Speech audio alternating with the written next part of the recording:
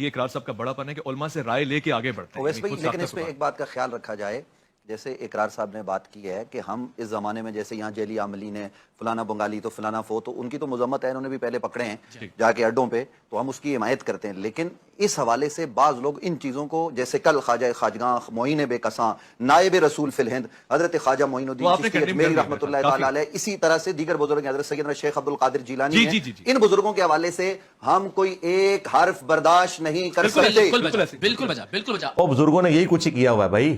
ہاں وہ بھی یہی کچھ تھے.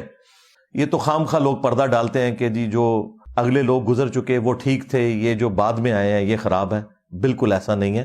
اس زمانے میں بھی اگر میڈیا ہوتا تو اس زمانے کی بھی ساری 2 نمبریاں ایکسپوز ہو جاتی ہیں، اور میں انشاءاللہ آج کروں گا بھی وہ.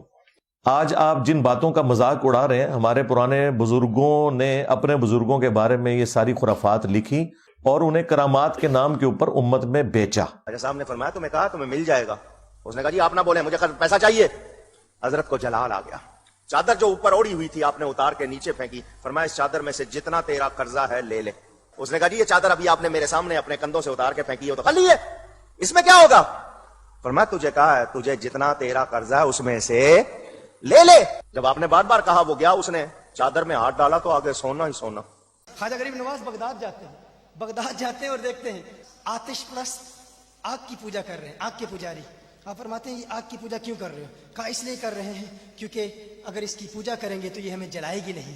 کہا اس طرح آگ تمہیں نہیں جلائے گی، یہ کیسے ہو سکتا ہے؟ کہا اگر آپ کو نہ جلائے تو ہم مسلمان ہو جائیں گے، ہم کلمہ پڑھ کے مسلمان ہو جائیں گے. آپ نے فرمایا میں آگ مجھے جلائے گی، یہ تو میرا جوتا بھی نہیں جلا سکتی.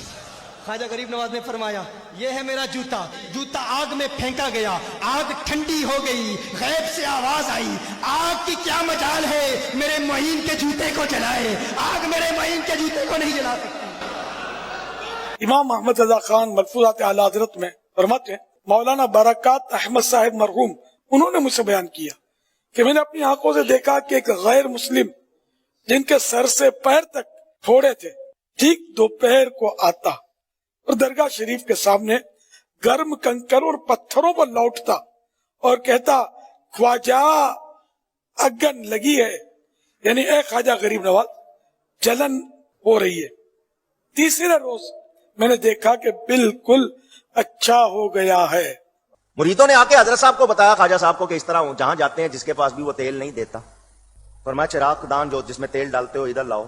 حضرت صاحب نے اپنے ہاتھ دھو کے اس میں پانی ڈال دیا. فرمایا یہ تیل کا کام کرے گا، یہ پانی تمہارے لیے کیا کام کرے گا؟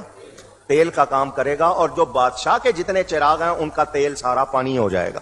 وہ ایسا ہی ہوا تو ان کے یہاں ساری بتیاں ہی چلی گئیں. خواجہ غریب نواز اپنا عصا اٹھا کے کہتے ہیں اے مظلومہ چل، میں دیکھتا ہوں. دیکھا اس کی گردن کٹ چکی تھی، اس کی گردن کو تن سے جدا کیا جا چکا تھا. خواجہ غریب نواز اپنا عصا اٹھاتے ہیں، اس کے سر پہ رکھتے ہیں، اس کے سر کو اس کے جسم پر رکھتے ہیں، ہاتھ رکھتے ہیں اور پھر عرض کرتے ہیں اے اللہ اگر یہ بے گناہ قتل کیا گیا ہے تو اسے اپنے حکم سے زندہ کر دے.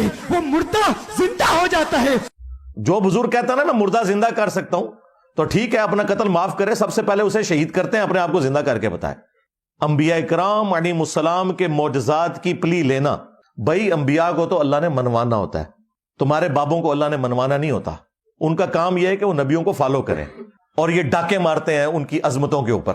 مثالیں دیتے ہیں انبیاء کرام کی علیہم السلام کہ جی ان سے بھی معجزات ہوتے تھے. بھائی انبیاء کے معجزات کا انکار کرنے والا تو کافر ہے. وہ تو قرآن میں رپورٹ ہوئے ہیں معجزات، ہم مانتے ہیں ان کو. لیکن تمہارے بابوں نے ان کے نام کے اوپر جو کچھ کیش کروایا وہ جھوٹ بولا، اور اگر سمجھتے ہو کہ یہ سچ ہے تو کر کے دکھا دو. اور اس وقت ان کے مکتب فکر کے جو بڑے علماء ہیں، جو بڑے آستانے ہیں، انہیں بھی سامنے آنا چاہیے اور آ کے اعلان برات کریں اس طرح کے فراڈیوں سے، اور اپنے فراڈیوں سے بھی کریں اعلان برات. یہ جو ہمارا بھولا بھائی ہے نا اقرار، وہ یہ کہہ رہے کہ یہ لوگ تصوف کو، روحانیت کو بدنام کر رہے ہیں، بزرگوں نے تو بڑی خدمات کی ہیں. اور بزرگوں نے یہی کچھ ہی کیا ہوا ہے بھائی. ہاں وہ بھی یہی کچھ تھے.